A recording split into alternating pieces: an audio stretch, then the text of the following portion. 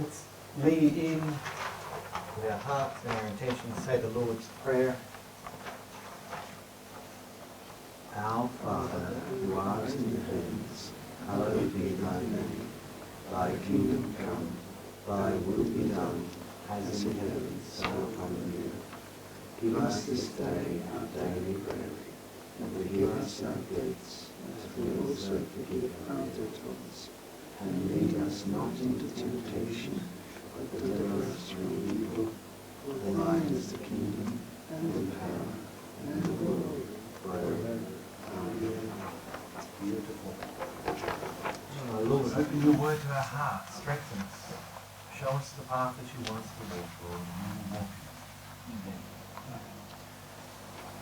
So we're looking at the parable of building on the rock. And what's so beautiful about this is that the Lord's taking it so much deeper now with the teaching.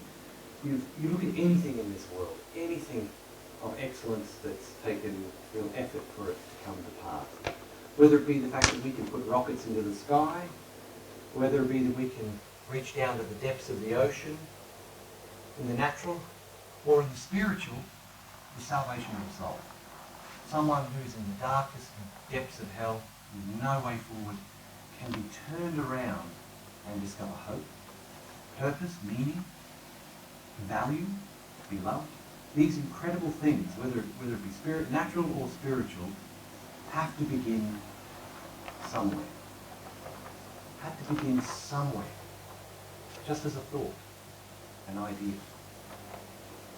Isn't that interesting that each one of us, the Lord thought about us before he created us? And he looks at us today and he says, you turned out just like I thought. It's true, isn't it? This is why the Lord starts his teachings with seeds. You know, the very beginning of all the teachings he teaches, a sower takes a seed. But it's got to begin in the thought, in the heart and the intention. But now the Lord wants us to show us how to build the kingdom of God on earth. So he teaches a teaching about building. Let's have a look. The dangers of spiritual knowledge without any practice. Therefore, whosoever hears these sayings of mine and does them, I will liken him unto a wise man, which builds his house upon a rock. The rain descended, the floods came, the winds blew, and beat upon that house. And it fell not, for it was founded upon a rock. And everyone that hears these sayings of mine and does them not, shall be likened unto a foolish man, which built his house upon the sand. Rain descended, and the floods came, and the winds blew, and beat upon that house. And it fell, and great was the fall of it. I wonder if something stood out for you that time, in hearing it that time, compared to other times. For me, what came up is I was out at BUR yesterday grabbing some bales of hay from a farm out there. They're not very dear, they're quite cheap out there when I go and get them. And the lady came out, I've never met her, because it's put the money in the honesty box. I finally came out there, she said, I needed a walk. She comes hobbling out. How are you, dear? And she starts talking to me. And the conversation unfolds, and she talks about what it's like, the life of growing up as a pineapple farmer. She married a husband and he was growing pineapples, and she'd been from the bush.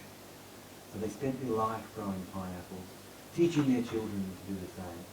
And she said, I remember, it was like she said, May 3rd, 3 a.m., 2020. That probably wasn't the right date, but she's like, to the minute, she said, storm came in and destroyed all our crops, tore the trees. They are only still recovering the trees over there, but all the crops were damaged. The roof on the houses were damaged. That big metal container over there, the shipping containers? That's where they keep the straws of bales, the bales of straw, sorry. In that, she said, yes, that was blown over. And I'm looking at this gigantic steel container. How a wind can blow it over. And here's the Lord saying, you want to survive those kind of storms? Because this is what our soul does. Our soul can be peaceful today, and tomorrow you can have such torrential storms going on inside your mind and heart. And it can be hailing and all sorts of weather. But the Lord's saying, if you will build on my words, you'll come through that storm other times. It's a good promise. Really good promise. What about other people? What stood out? Would Russell, anything stand out in this reading for you? I just think before you build anything, you've got to make sure that everything's prepared right and it's nice and solid. What do you do for a living? I think everyone on the screen knows what this is. Oh, I see. Chippy! Is it your blood? Yeah, that's right. That's right. So say that again before you even start building. Well, you've got to read the plans first. You've got to read the plan. Read the plan. Read the word, isn't it? And Read the make plan. sure a lot of preparation. A lot of Make sure- preparation. Amen to that. Make sure that the foundations are deep enough in the ground. Foundations are deep enough in the ground. Wow. They can sink as well. Yes. One thing we learn from the parable of the seeds, when you really study them properly, is that the ground and above the ground is our external conscious life. But the ground, below the ground is the spiritual, the hidden, the unconscious, the subconscious. It's what the roots, and the deeper those roots go, the higher that tree can grow as well. Well, it's interesting. Say it again. What's the deeper the down that? You've got to make sure that depending on the soil, depends on how deep the foundations are to put in the ground, otherwise they can sink. What I'm getting here is a lot of new Christians that never really read the Word. They found something, but I don't think they've solidified the ground for that Word. Now, I've seen this numerous times. We'd have conversations in our teen years, and I would say, I believe in something. Oh, no, I went to a Catholic school. I don't believe in the same guy. I don't believe in anything. All that garbage. Now, he went through a rough time and found the Lord. Got a tattoo of Jesus on his neck. Wow. Like here, he went. And what I'm getting out of this, I don't think he prepared his ground enough. He was. Is this making sense? Yeah. It's like he's dug and dug up the ground so much that the Lord can't stay there because he's just been almost drunken on doctrine so quick, and he was just so judgmental of, oh, did this, did it. It's like when people lose weight that were large, all of a sudden, and they're critical of other people. Yeah, so they haven't built that ground enough. For me personally, to take that step, that leap of faith, I sort of had to find what was right or wrong for me before I actually went out and totally... So I think you've got to solidify the ground before you plant those seeds for other people. So you don't want to learn... Say I found a cure for something that we've been searching for. I want you to take this, take this, take this, take this. You're trying to throw out that cure to everyone, but I think you've got to, and they did studies in Switzerland or in Japan, and they said, now I could think, well, so you've got to sort of do your research before, before you... So engrossed in what you were saying, we forgot. Oh, yeah, totally, sorry. So I think you've got to do your groundwork before you're able to make the Lord's church. Like I'm learning things from here where other denominations I've been to, I wasn't able to answer. But if we answer in ways, like parables are so good. Does that make... They teach, parables keep teaching you. Get the gifts that keep on giving again and again. I'm always finding something fresh every time. I think that's the best way to teach is parables, but we've got to plough that field. Get the rocks out. Yeah, get the rocks out. I hope that made sense because I've just I didn't know how else to put it, but that stood out because this man that I'm friends with, now he's getting the Jesus tattoo covered up with all sorts of things and he's gone totally against. And do you know what I mean? I don't think he prepared the rock very well. He just... And there's something too about just taking one truth and living it. It changes you. It really changes your perspective on it. I find that I'm so much more graceful on other people when I've endeavoured to... Oh, you don't need to put a mic on, so okay. But when I've endeavoured to live a certain truth, it's amazing how it produces a grace in you, a mercy. these things are, one of my biggest cries is, Lord, when things get really, really hard, there's got to be easier ways to do it. Because you care for every single one of those souls out there. If we put before them a spiritual practice that's infinitely impossible, we're not helping anyone. I mean, the spiritual path's got to be doable, reasonably easy and doable. And so when I've had a really big challenge in my life, I go back and go, well, what did I miss, Lord? Because it shouldn't have been quite this hard. I mean, it's going to be challenging. There's going to be challenges. But, you know, if I feel like I'm struggling to do it, how can I expect anybody else to do it? Is that not fair? Yeah. And so often I go back to the foundations and I figure where I've gone wrong, and I start applying a different way of doing something, and I go, oh, this is so much easier. Yes, there's still battles. But what I find is the battles are, I'm with the Lord in the battle instead of being kind of tossed about alone. Going, where are you, God? Because I've done something differently. And so I think what you're saying too, Chris, is if we can just take even one thing and start to practice it, we will have so much more grace and mercy. Baby steps. Baby steps. Think about this, right? You get a truth from the Word, and you haven't really ingrained it in your life. And you start, as you say, sowing it to other people. More than likely you'll sow in judgment. Because you haven't really lived it. You know, I mean, you should be, like you say, the cure. Oh, you should be having this, you should be having this. And how long have you been taking it? Oh, 2 weeks. Yeah. that kind of, you know, exactly that idea. Yeah. Other thoughts? Other ideas? Yeah, just from what Chris said, I was reminded of, like, the story about, you said a guy began building a tower. Oh, how lovely. Yeah. A guy began building a tower, but then he didn't finish it because he didn't count the cost of what it would take to finish that tower. Yes, that's a really good You know, one. and so the other one about the seeds, and someone received it with joy and it sprung up quickly, but it didn't last when the cares of well choked it out, you know. So I think that's what he was saying, you know. Oh, yeah, sure. Just take one. How lovely to see you.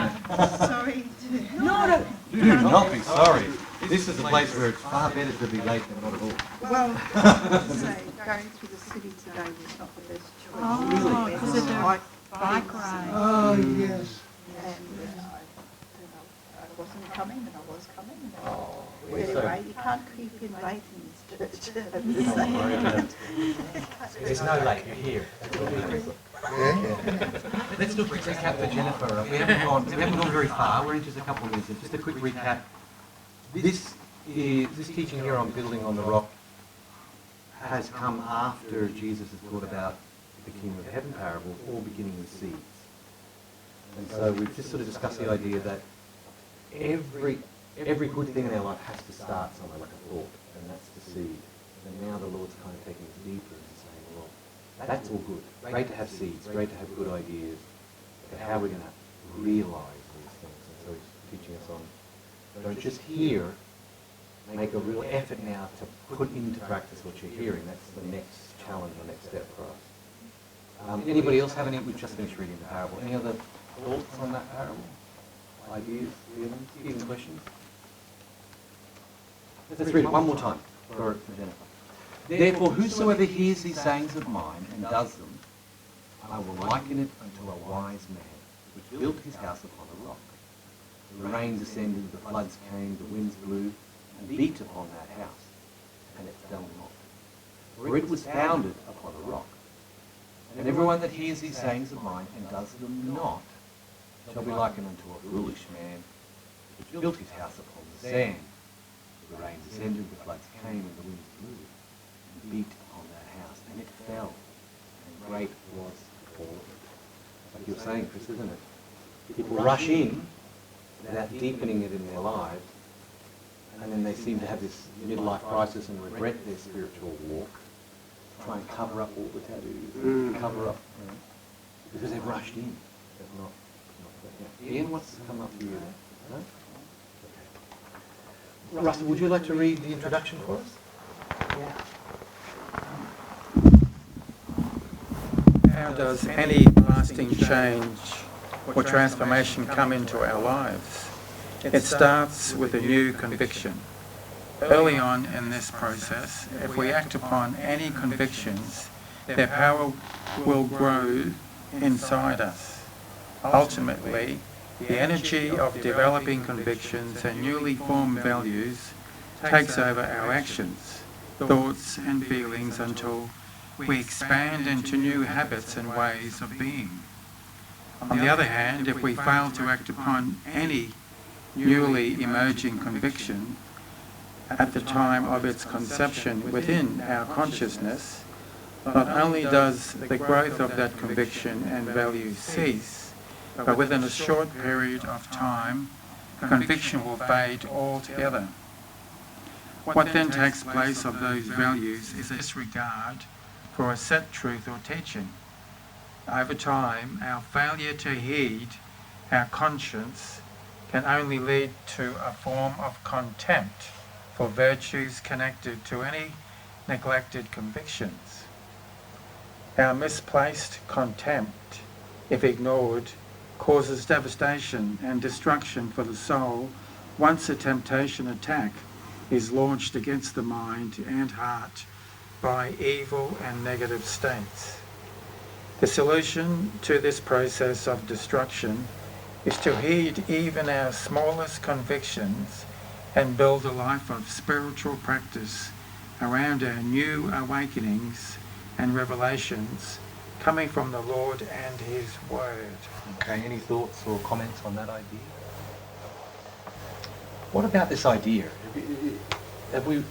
Might be a new idea, or you might have realised it, that when you fail to act on a conviction, like it's really exciting. Oh, I'm seeing it. Why didn't I see that before?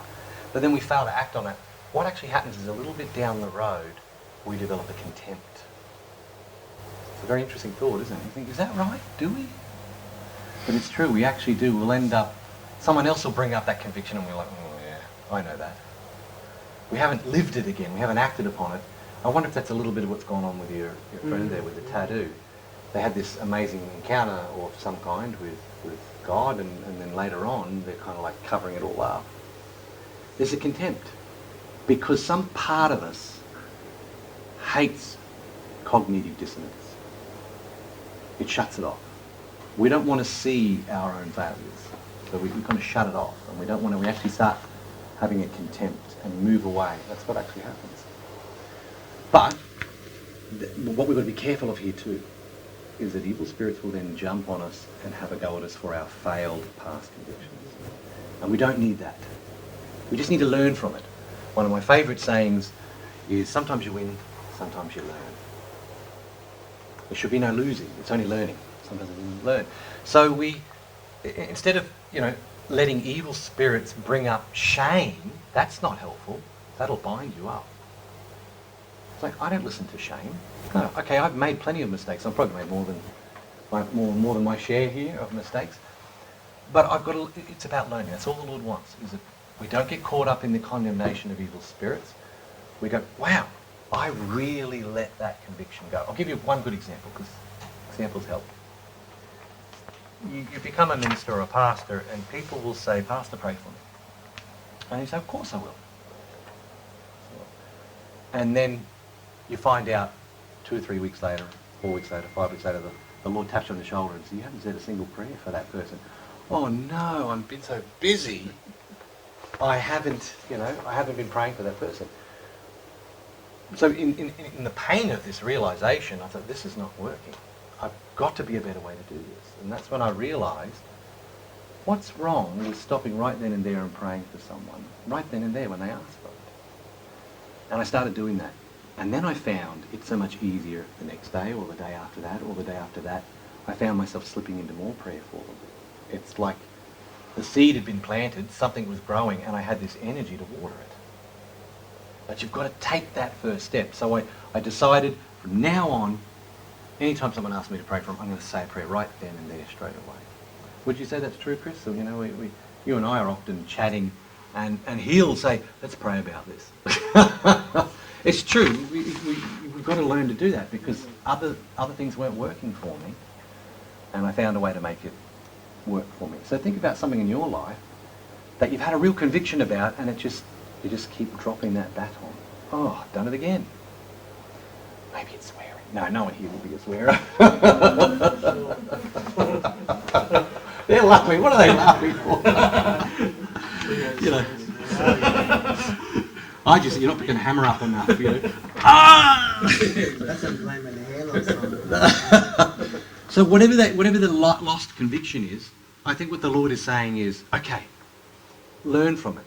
That's gone. Think about where you're going to be in the future. When the next time you get a real strong conviction, excitement, wow, insight, oh, I'm seeing that for the first time. If you can act on it now, straight away, find a way to act on it, where are you going to be in the future as opposed to where we've been in the past? Other thoughts or ideas? Is that? I think, yeah, sometimes we talk ourselves out of, I don't think we're talking ourselves out of it. I think it's, there's enemy spirits that are saying, oh, you can't do that, or, you know, there's no time, or, you know, So being aware of that it's not, any of that sort of negative self-talk is actually, Influx. yes. Excellent. That- And I think she's making such a good point. The Sweet Book says the human ego is hell. The unregenerate human ego is hell. And really? Is that true? But you just nailed it.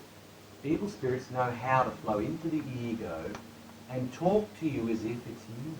You know, but here's the fascinating thing too. When the Lord's talking to you too, sometimes it sounds like you as well. Isn't that an interesting thought? Sometimes your own self-talk, when it's good and positive, is actually the Lord, is angels and the divine speaking to you. And how are we going to tell the difference, Chris? You know this one. Peace. You're going right to the heart of it, but the saying is, you know the tree. Oh, well, it's true. Yeah. You know the tree by its fruit. So one of the things I do with my self-talk is I really listen to how my self-talk is making me feel. Is it delicious, edifying, life-giving? Or do I feel rotten and terrible and miserable after my self-talk? The self-talk that makes me feel rotten, I don't need it. But hang on, Darren, you know, hyper-positive, it's true, you can get stuck in a hyper-positive as well. But I've learned that the Lord can cut you up into 1,000 pieces and you say thank you. Only He can do that. So my self-talk can sometimes be very harsh, very cutting, really to the point, and I still feel edified. I still feel good. I feel uplifted. That's the Lord chastising me. Does that make sense? Yeah. It's so important that we understand, you know, all of these voices that are going on inside us, because the truth is we're none of it. We're a vessel. And I want to fill the vessel with all the good voices and all the good of the Lord and the angels. I want to fill it with all the devils and bad thoughts. All the judgments, you know, all the negative. Read a passage, yeah, that's you. It's funny, you know, this whole idea of what is Babylon. You know, you go around to some churches, you know, and they're always pointing at the other church. That church, that's Babylon. But it is so easy to read something and go and think, oh, so this particular person, you know, this would be good for this particular person, rather than thinking about what's the Lord saying to me through this, not could the Lord be saying to everybody else, and not actually getting stuff for yourself from it. Let me offer you a little tool that I use for exactly that. I think of it as mirroring. If you think of the world as your mirror, right? So if your husband or your wife is irritating you, ask yourself, what am I being shown here? So when you learn to take things out of time, place, person, and space, you don't judge anymore. Now, as you say, this person becomes an illustration rather than someone you need to just support. Let me tell you what the Bible says about you right now. You know, they become an illustration. The Lord's using that person, and you also feel mercy and love, because if you're seeing it in them, if they're illustrating it for you, then it must be inside you. That's called the mirror effect. Can you give me a scripture for that, Darren? Yes, Romans 2. Romans 2, Paul says, you who judge another, no, not you do the very thing you judge the other for doing. It's the mirror effect. Well, Jane likes to use her hands when she's talking. And driving, no, I don't. And driving. Jane, you don't need sign language. I'm just here. And anyway, because my brother's been complaining about his wife does it as well. Now, Jane's ex said she used to make her sit on her hands so she wouldn't do it. So Andrew and I do have something in common. But anyway, but I looked at a safety thing. I said, well, you're here and you're like this. Well, you get easily distracted. When I'm driving, I'm in the zone. I'm not saying I'm perfect, but it's...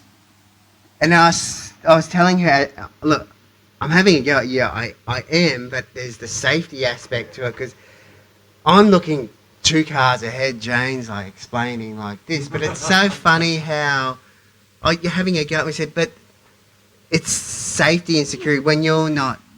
I know, but I still don't agree with it because I can't talk without. That's how I talk. My arm actually has to need to move. If I'm feeling passionate about something, that arm has to move. Do you ever do that while you're alone, or did you ever sort of wave your hands around and talk? I think she does. Oh, she No, will. she's supposed to say no. No. But I did it last night. I was going, yeah, and I went, oh, hang on, look on that. And he's saying it's a safety thing, but I'm thinking both your hands aren't necessarily on the steering wheel, so I'm not there going. you go.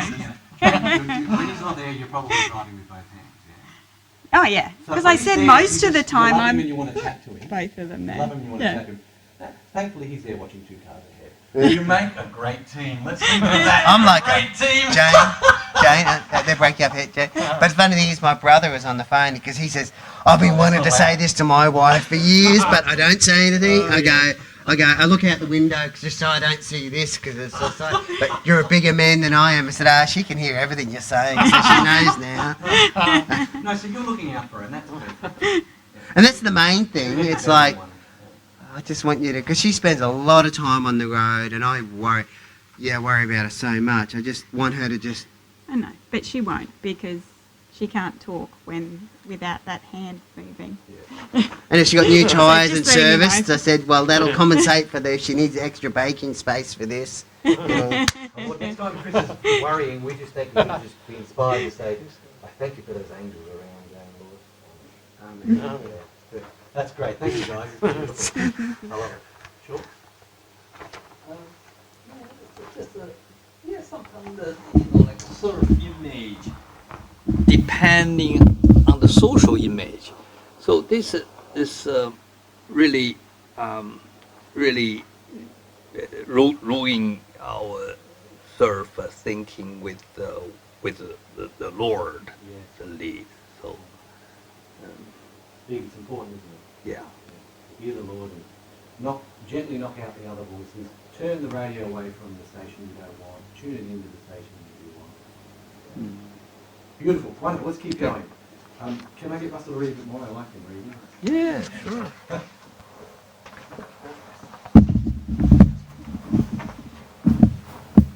Therefore, whosoever heareth these sayings of mine, teachings heard and understood by direct and indirect means, and doeth them, internal convictions that have led to repeated actions, habits, and spiritual rituals founded upon love and affection for what is good. Any thoughts or comments there? I wouldn't mind throwing one in there for you. As we are sort of moving further into the end of the church age, and we're coming more into New Jerusalem, I don't know if you've noticed, but ritual's becoming less and less important. It's still important. There's something beautiful about smells, sounds, and being brought into a spiritual state of thinking. But what seems to be happening is the rituals on a corporate level are dropping. And I believe the Lord's asking us to take up individual spiritual rituals. They're habits. They're things that you do. It could be, Ian has one where he says before his feet even touch the floor, he swings his feet out of the bed. Your morning ritual, you don't mind me sharing this with you, your morning ritual is to say good morning to the Lord and to talk to him. These are rituals. See, rituals really just need to serve a spiritual practice. If they don't, then they're becoming irrelevant. And past rituals did, and if they're not serving anymore, I won't wear robes anymore because it's disconnecting from the audience. But at a time in history where a minister might wear a robe, it could help. Because you would come in and you would go, oh, that's right, we're in a holy moment here. But I do believe we're also in a level of growth where simply the opening of the Word and some candles is enough to lift us into spiritual states. So these are rituals that I'm suggesting here that you might want to look at your practices as your private ritual with the Lord. Is that a good way of looking at it? Yeah. We are all kings and priests too. Yeah. We all have, and you know, as a priest, if I can say that, your first role is to minister to God, not to people. If we're all kings and priests, the first thing you do is you minister to Him. And out of that, then you serve others. That's kind of where religion's kind of got stuck in the minister to the people, because that seems to be where the power is. Power over the people. Power comes from going to being a minister unto the divine first. You see the Lord will disappear to the mountains often and get recharged in a way. He'd get recharged before he would. Yeah. Okay. I'm rambling. Sarah, Shauna, would you read a little? Do you mind reading the last one there? I will like you. A wise man, which built his house upon a rock, an affection for the truth so strong that the advancing soul has practiced its revelations and thus become firm and well established in the right living, thinking, and feeling. Yeah, so it's about the affection for the conviction. You don't want to lose your affection for the conviction, so you act on it, and it becomes more affectionate and strong. Could you read a little bit more, Val, on the page? The Lord's words here are holding out to us the promise that any and all spiritual battles can be won, and the soul made victorious by living a daily life of practicing truth and doing good to others. In the highest sense, a life of doing good to our fellow human beings for no other reason than seeing them become happy and well-adjusted spiritual people comes with its own intrinsic rewards. These rewards are the bliss and joy of heaven flooding directly into one's inner being. Thus, we come into greater and greater union with angels and with the peace and ecstasy that emanates from the heavenly spheres. This is the true result and reward of overcoming in spiritual battles. Early on in this process, we are far more governed by the fear of loss and suffering than by the realization of the internal joy at serving and liberating others, ourselves included. That's such a good point. Anyone want to comment on it before I jump in again? Any thoughts and ideas? We're talking about this idea here of being built on the rock. What is that rock? Finding the ecstasy and joy of seeing others grow and become who they're meant to be. I mean, we all want happiness. Every single one of us wants happiness. We want to be happy. And we've been told just a bit more money, a better position, a bigger house, better car, and there's nothing wrong in saying that things can have their place. But when we discover where real happiness lies, in seeing other people come alive in God, and you make that your focus, then all those other things kind of just flow into it. What does the scripture say, Chris? See? God's kingdom first, and everything will be added. Everything else will be added. It's such a good promise. Seek first the kingdom of God, which is seeing the other person be coming alive and becoming fulfilled. And all these other things will be added. So then the cars and the houses and all those things, they have a place. But they're not what's really making you happy. Your happiness is found in I was thinking this just yesterday. I was thinking about the Sacred Circle and many of the other services that we do. But I just get so excited about it because it's a chance for everyone to share. I get to see what's going on inside Chris's thoughts and feelings and how the Word is affecting him and each one of us. And that really does make me happy. The thing that makes me happy is seeing each one of you growing in God. Anyway, moving on. Sarah, does Sarah want to read or you? Yeah. Oh, of course, absolutely. No. Yeah. As the fear of loss and suffering still in accord with me. Yes. It's quite. Yes. Yeah. So when But, you know, that is a difficult part. Yeah, when you're struggling with that. So, how would you explain a little bit more about getting over the fear of loss and suffering?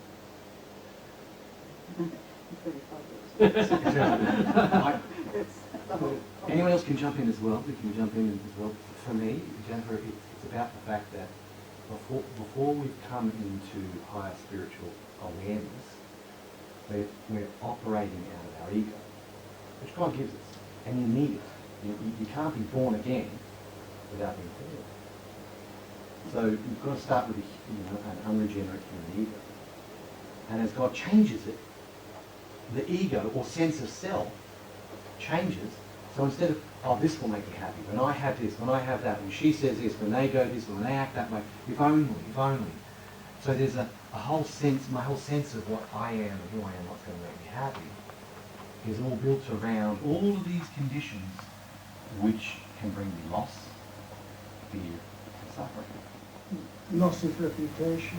Yeah, definitely loss of reputation. It reminds me of Martin Luther, the great reformer, Protestant reformer, who said candidly, he was a monk, and he said that for many years in his early life, he looked to the Word of God, because that's the Protestant thing, out of fear that if he didn't, he'd go to hell. And that's what I get out of this, the loss and suffering. And that fear of going to hell is not a bad thing, but it should be a early thing, not a, as it says here. It hovers even in my own life, I'll be honest with you, Jennifer. It hovers in my own life. I don't want to go to hell, but, as Darren has written here, the aim is to move us out of fear of loss or our own reputation, is to move us in simply to the joy and delight in what our following and obeying truth brings to others. That's what I see in that. Yeah. I love the way Ian's also, even in a kind of honesty, saying, the fear of hell can still creep up at times. It does. Jordan Peterson have really kind of solidified this. Yeah. Canadian psychologist or psychiatrist, I think he's a psychologist. Anyway, he really nailed this for me. Chris and I were talking about this the other day with Levi. It just really nailed it for me because we want to be positive, don't we? We want to be in the joy and the bliss. Yeah. And we want to be free of the fear of hell, and we want to be trusting in God for our future. But what Jordan Peterson said is that when it comes to motivating change in your life, these two things need to work in a balance. He didn't say heaven and hell, but he is talking about heaven and hell. He said, first of all, hold in your mind, because it's self-authoring too, you have a whole, about $90, it's a course you can do to get yourself where you want to be in 3 to 5 years. And so he says, first of all, hold in your mind, if I don't stop sleeping in, if I keep sleeping in, eating that junk food, having that extra beer at night, or whatever it is, if I keep doing these things, where am I going to be in 3 to 5 years? So you need to allow yourself to hold, not attach, but hold an image of a dark, hellish place, if I don't make some effort. Then equally hold, where will I be when I say no to that beer, or say, whatever it is, go to bed early, get up early, write that diary every morning like I want, make those phone calls, do these things, do this fitness regime that I want to do, whatever it is that you're wanting to change in your life, where am I going to be? And he said the two work together in a beautiful balance psychologically. One's motivating you away, shutting, the other one's motivating you towards. And he said this is how real motivation works. And often what a lot of self-help has done is focused on the good picture, and we've forgotten that that hell is a reality. For us in the New Church, we understand that hell is what is made by man. It's through evil spirits, and in heaven is the best the Lord can make through us. So it's really up to us to say, to occasionally, healthily go, oh, no, I don't want to be that sort of person. Well, Carl Jung, when they asked him, they said, Carl Jung, he said, so what makes you, help you become the person you are in your belief? In your belief. And he says, so Carl Jung says, that's a hard question. Because I don't believe in God. I know God exists. Wow, that's amazing. So he said, believing is different. You're still talking to yourself a bit.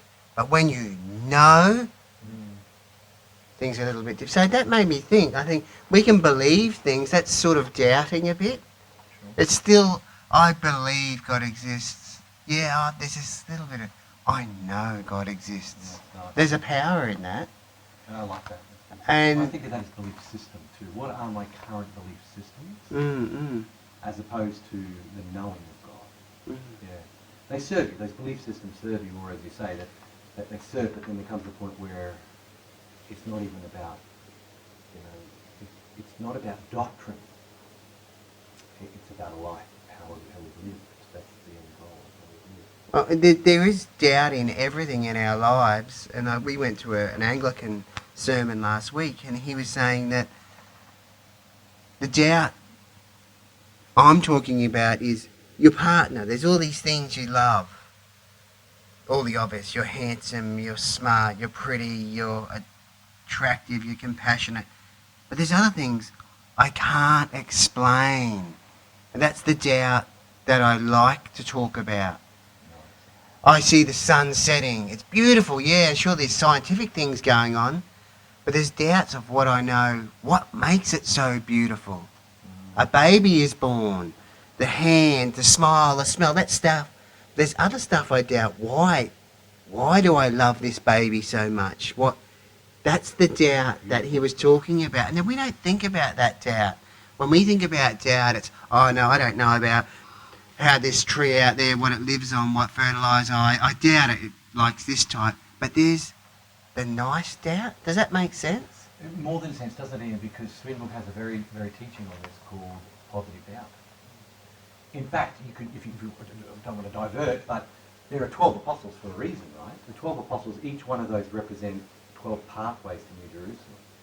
Okay, and so we know that Peter, James, and John are faith, hope, and love. Or hope is charity, the hope of being loving and charitable to someone and love to God. But as you go down through the list, and Andrew is praise, I think, and Thomas is wisdom. You get, Philip is wisdom. You get to Thomas. And what do you think of when you think of Thomas? Doubting Thomas. Doubting Thomas. You know, and it's because I think of it this way, as questions. The best explorations that we have in God are those nagging questions. But why? I think of those as invitations from the divine to discover something. You're being called to discover something there. But if we ignore them, we're never going to go on that journey. You're onto something there, Chris. It's really more called a positive doubt. We need to go through those questions. What would you say, Ian? Does that make sense? Questioning stages? Thomas moved from questioning to conviction. My Lord and my God. It's a beautiful transition there. Your Carl Jung transition is there in a few verses. My Lord and my God. Wow. Thank you, Ian. That's beautiful. Sarah, were you going to read another one for us? And the rain descended, and the flood came, and the winds blew, and beat upon that house. Evil spirits through negative states attacking and assaulting the advancing soul, so that no spiritual goodness or nourishment can be offered to strengthen the soul during a temptation fight. And it failed not, for it was founded upon a rock, and present spiritual practices founded upon revelation coming from the Logos, offering power during the heat of combat. So our past convictions we've acted upon are what are keeping us in our present day. That's a good thought, isn't it? Whenever you see the word temptation, this is what the New Church teaches. Whenever you see the word temptation, think of spiritual battle. That's all it is. It's a battle between our lower nature and how evil spirits are trying to use that to get us to do something wrong, and the higher nature of the Lord seeking to bring us into stability where we're always choosing. So you're not in battles anymore when you're grounded and you're now doing what's right. Sean, do you want to read? My weakness. And everyone that Fear. Huh? Hearing. King James, sorry, Sean. Harris. that save of mind, and that then not divide mind with every thought and feelings, knowledge and action are not in agreement. Ever had that experience? Where you're contradicting yourself and your thoughts are flying around like a flock of birds, and your feelings are like a raging ocean during a storm? Yeah. Is Ian up for reading? Or Just thinking about, yes, go on. a raging storm. If you've been hurt, that's a raging storm. You don't know how to handle somebody who's made a cutting remark that's really cut into your heart, and you can be in a storm of different feelings about all this. Shall I give them as good as I've got? And that sort of thing, and Thunderbolt. Yeah, and that's absolutely. The raging storm just spoke to me then. Yeah. Beautiful. So you get sort of carried away in that anger. That's it. I've been that Yeah. this week actually, and it's interesting Only that this week it's every week for me. oh yeah, well it is, but particularly, there was a sort of the Swedenborg Association had a video recently, which I found quite interesting. That it was saying that all our negative thoughts that we're having about a particular person, so somebody has done something that's really annoyed us, us thinking about them and ruminating on that actually binds us to that person, is what it was saying. That we're actually connecting ourselves with that person through that negative thought. And I think the solution is what they gave was just to pray for that person, and because you're doing something loving that sort of breaks those chains of being bound. Instead of the ruminating, you shift it into giving them something. Oh, what do we call that? Forgive. Isn't it? Yeah. That's such a good point, though, how we bind ourselves. But not only are we binding ourselves to that person with their thoughts, we're affecting them. Thoughts are prayers. I mean, I'm very big on speaking forth. I think that's where the greatest release comes, when we speak forth. Because then your ear gets to hear it, somebody else's ear gets to hear it, there's a release, there's a vibration. But thoughts are prayers, requests. So, what kind of pictures are going through your computer screen? What code are you punching in? What are you praying? If you've got someone that's done bad to you and you're throttling them or slapping them, lightning bolt, and I'll say this and next time I'll say that. What kind of energy are you sending their way? When Samson let his defences down, he was bound with ropes. Say that again. When Samson let his defences down, he was bound and tied up with ropes. The enemy didn't hesitate. The enemy didn't. Once they managed to get him, they bound him with ropes, and that's that binding. Let's bind this from. Yeah. Well, I'm putting that from James. You going to read it? Is that all right? Yeah. I don't know where we're up to though. Any other thoughts before we move on? No. Shall Oh, okay. And I forgot we can use this one's easier to read. Shall be likened unto a foolish man which built his house upon the sand. False faith, a knowledge of spiritual subjects, but a lack of internal conviction, along with a lack of external action. Just say something there. Yes, please. Sand was originally a rock. Yeah, wow. And so sand is the disintegration of a conviction. Wow. There's your repulsion, isn't it? Yeah. Like, we Yeah. don't act on a conviction, then later on we end up being repulsed by it. Yeah. And it all goes to pieces. Ooh, goes to Yeah. pieces. Wow. Thanks. Sorry, Jane. That's We're like kings of peace, not the king of pieces.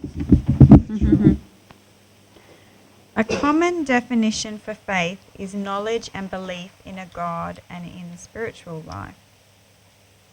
However, according to the Lord's own words, knowledge without conviction and action is to be considered foolish, because it has no real power to save the soul from the inevitable flood of selfish desires, rain, and the destructive forces, wind, of self-delusion generated by the lower ego. You know you're eating something wrong when you're getting wind, don't you? Bad joke. These storms of life are the inescapable reality of living in the earth suit in a temporal reality governed by the 5 imperfect senses. Without higher knowledge of life's purpose, we are guaranteed to take out by these storm encounters. On the other hand, the Lord... Actually, that should be, we are guaranteed to be taken out. Oh, we are And guaranteed be there, I've got to go and to fix be that one. to be taken out by these storm encounters. On the other hand, the Lord has given us His word filled with hidden wisdom and power, and if we will but faithfully act in accordance with His teachings, we can overcome any life obstacle. Thoughts or comments? Go on, Jane, read us a little bit more. And the rain descended, and the floods came, and the winds blew.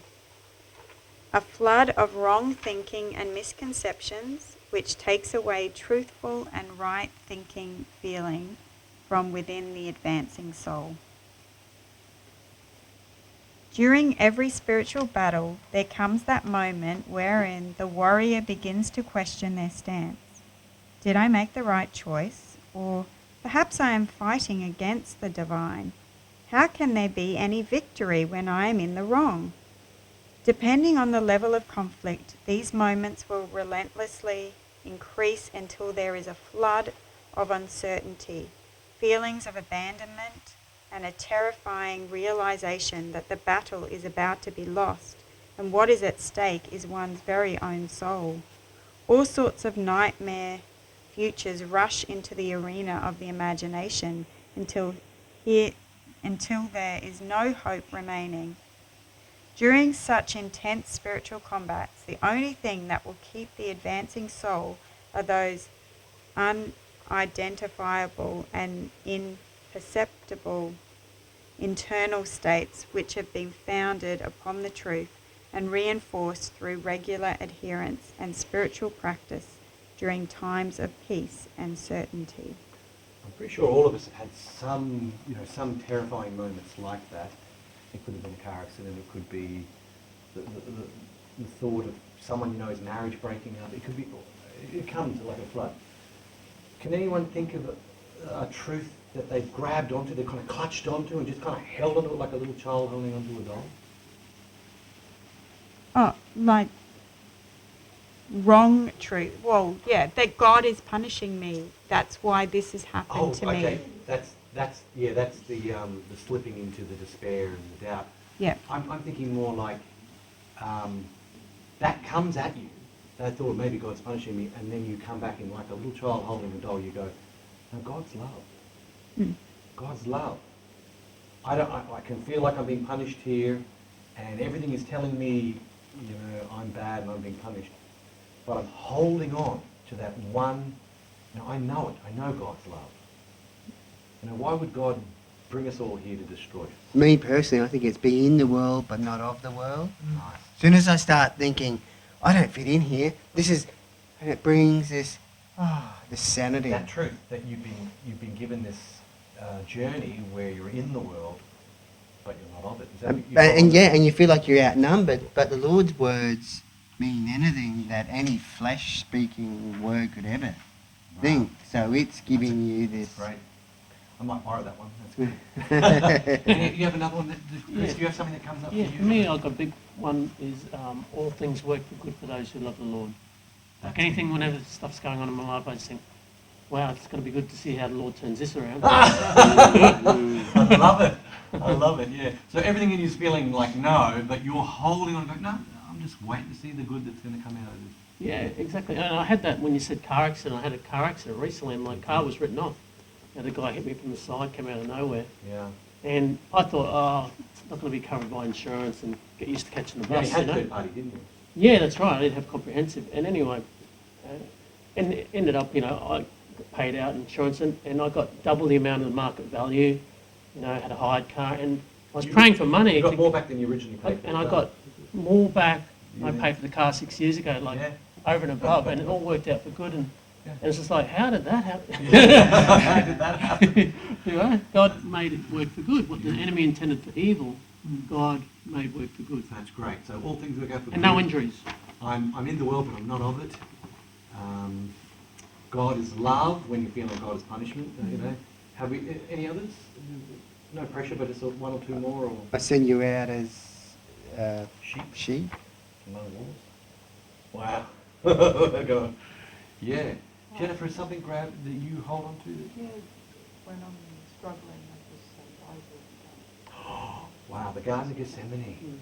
Far out. That was the final battle. You can't control whatever's happening. You have to control. Let go of the control strings. Thine, not my will be done, but thine will be done. That's good. Wow, that's amazing.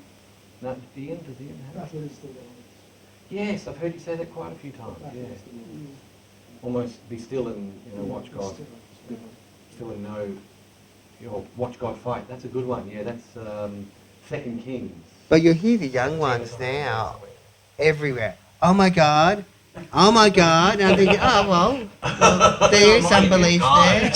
And they are putting it in the hands of the Lord. So might be the context we're thinking, but you hear it everywhere. Oh my God. Oh my God. Thinking, do you actually believe in God, or are you just saying that? Because it's nice. I'm glad you're... The mirror is reminding you, Chris. Yeah. Oh my God. Yeah, God. Any news is good news to the Lord, you know. If you, it's like, oh, Dad. You say, oh, Dad. I'm thinking, Not those jokes again. yeah. Well, what about you? Have you got a certain passage that you've held on to at times in your great despair or battle? Something that's come to comfort you and lifted you up? I'm thinking this world is so much different. Different people have different background, different life paths. Someone believes in God, someone doesn't. But no matter whether we believe in God or not, I believe we all will experience some spiritual battle. Oh, yeah. Someone knows, like us, we are learning this knowledge, we know, but someone don't know. You don't know this encounter is spiritually experienced. They are maybe attacked by the evil or by hell. I also think, even though those people who believe in God,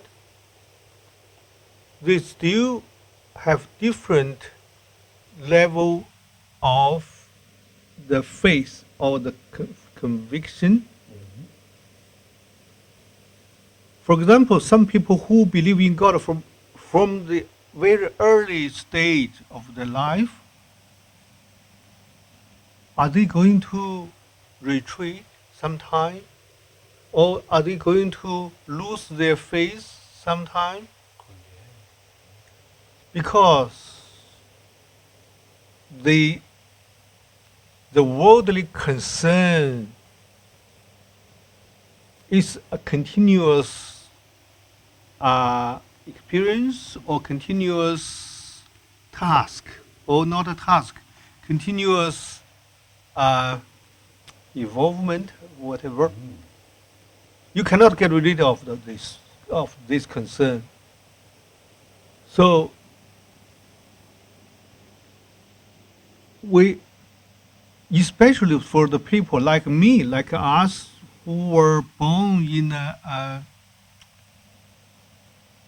unbelieving God environment, some kind of non-Christian family. we are encountering or facing more difficulties than people who were born in a godly environment.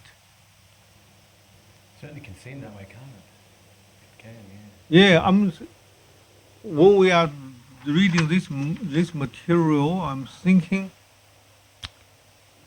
it's very, very, very conflict and very complex and challenging path.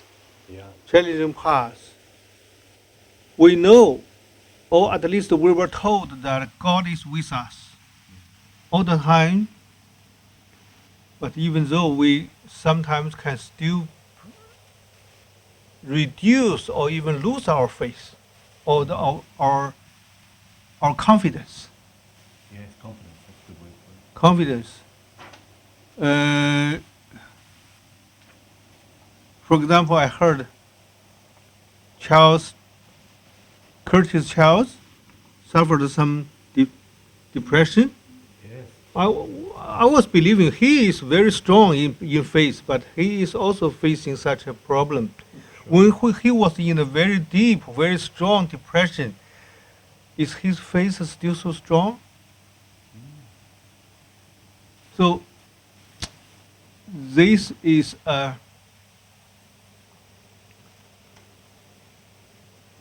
the path of faith. I think my thinking may not be correct, is the most difficult path in this world. If you don't believe so, you don't have to worry about it. Yeah. Okay, you have nothing about to worry.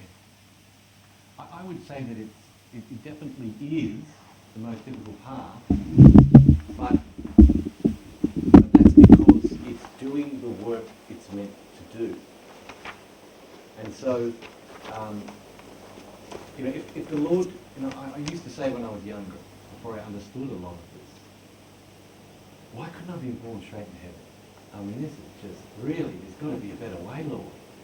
Couldn't I have just been born straight in heaven? But now that I've got a bigger picture and I see what the Lord is doing, I've realised it never would work. It wouldn't even come close to working when you realise God is growing a family. That each one of us is kept in freedom. And so the path can be very, very difficult for us because we are doing the work. But I think what happens when you become, when you get enough wisdom spiritually, it's like a person who's building their body. I look at these big muscly guys and I think, wow, they've done a lot of work. But what I do hear myself saying is they've had a lot of pain. They've experienced a lot of pain to get those muscles. And so, but their attitude was not pain. Their attitude was gain. So they're lifting those weights and they're thinking gain. And they endured that pain, knowing there was good gain. And again, let's go back to Jordan Peterson. You can picture yourself sitting there with a beer watching TV shows and your gut is growing. Or you could picture yourself out there building and pushing weights and your muscles and strength and body is growing. I think the man sitting in front of the TV is in for a lot more pain than the man who willingly endures a bit of suffering to build himself up. And Jesus says it this way, he says, fall on the rock and break, lest the rock fall onto you and crush you into sand.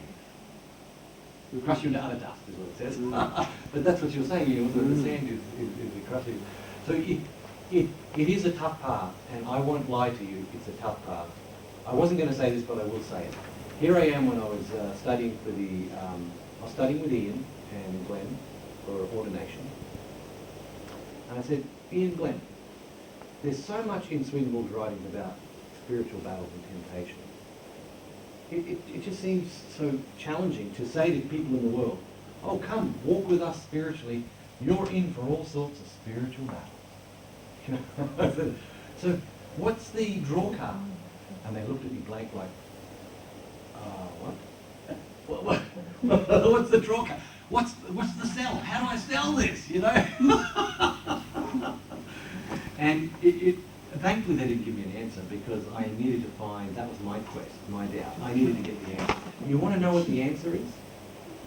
When you engage willingly in spiritual battles, when you say, Lord, I want to get this junk out of me, I want to grow and become who you want me to be, and you grow through that in all the battles. The scripture says to the church of Philadelphia, right, the church of brotherly love, you have a little strength, you've kept my word, and I will keep you from the hour of trial that is coming upon the whole world. Interesting statement, isn't it? What's John, sorry. Yeah. No, you take over a second. What happens when we engage in spiritual battle willingly is that we're bringing the Lord's protection into our life, in a sense that with people that won't engage spiritually, the only thing left, it's not God's will, but the only thing left is catastrophe. Earthquakes, trials, storms, the bad things of life may be the only things that might shock them to waking up. You know, it's kind of like the guy again, drinking the beer, sitting on the TV, and he gets the doctor saying, you've got diabetes. You need to change your diet. You know, it's that kind of shock. God doesn't ever want to shock us into becoming his sons and daughters. That would violate free will. But when we keep running away from the work, we're headed towards a brick wall at 100 kilometres an hour. And so one of the benefits of engaging in this tougher path is that we have the Lord's promise that we're not going to blindly hit that wall at 100 kilometres an hour. Is that okay that I say it that way, Ian? Would you soften that? Would you improve on that, please? I just thinking about the end of John's Gospel, chapter 16. Yes. End of John 16. In the world you'll have tribulation, but be of good cheer, or take heart. I have overcome the world. And what does that word cheer mean again in the Greek? Take heart. Good courage or something. Yeah, that's right. Have good courage. Yeah, have good courage. Cheer means have courage. Yeah, I've overcome the world. I've Yeah, overcome it. yeah. So, sorry, man. No. That reminded me of, you know, the Star Wars Han Solo. The guy, he's always joking, and they're going through the adventures and the trials, but he's always joking. Yeah. You know? Yeah. I don't know. We can't. There's nothing in that world. None of us. You have a good attitude, you know? None of us can avoid the tribulation. Well, let's not forget, you know, let's take Star Wars as an example. We all relate to the heroes and we relate to the bad guys. Every one of the characters are some part of us. And sometimes you need that jovial side of you that can laugh and laugh about things and make fun of things. Yeah, because it says the Lord actually laughs at his enemies. Psalm 1. So he laughs, you know? Yeah, Psalm 1. And so Well, it's funny stuff. Yeah, okay, so I didn't mean to get all heavy there, but it is a challenging tough one. But it's a good challenge. We have a promise. We have a go for time. We've gone over, haven't we? I will get you in trouble. Let's take us home. Let's take us home. We're nearly done. No, that's great, because I didn't have my watch on me today. It's gone flat. Okay. So, do we read during every spiritual battle? Where did we get to, Jenny? We're up to and beat upon that house. Okay. Yeah. And beat upon that house, and it fell, and great was the fall of it. Spiritual loss, I hope this answers something. Spiritual loss during a time of combat due to a lack of conviction and a lack of practice in past seasons and cycles. So here's the conclusion. Our mind and heart needs transformation, as well as in formation. To intelligently engage in the process of regeneration, the advancing soul needs to understand the dangers of gathering spiritual information and knowledge without a suitable process to integrate that wisdom into one's life and practices. In truth, it would be better for the soul to remain ignorant than to be filled with wisdom, knowledge and not practice. To this end, the Lord is warning us to build our life and practices upon his word and thereby ensure lasting spiritual victories, especially during the times of testing that earthly life involves. And here's a focus for the month if you wish. Take care to heed any convictions that are arising within you. Ask others how they respond to internal challenges. Look to form a new practice around your conscience. Are there any past convictions that you've let fade? What steps might you be able to take that could restore life in an area of your soul that you have let slide backwards? So any final thoughts, comments? Let's say a prayer. Is that good? Sorry that we went on a little bit there. It was, yeah. Okay, dear Lord, we are just so grateful to be able to come together with each other. These beautiful souls that you give me the opportunity to share and be a part of their lives and to hear their challenges and their victories. Lord, may we go today, each one strengthened, knowing that we are loved. You thought of us, Lord, and we're just who you wanted. Yes, Lord, we have roughness and things to change, but it's your delight to keep working with us. We thank you, Lord, that you've taken us out of hell, and you're continuing to lead us to the path of life. And we're so grateful. Amen. Yeah. Well, it's a great session, but we went a little bit. I'm sorry about that. Yeah, I just, yeah. Is it 12 right now? You got to get there? Can I? I'll walk out the car.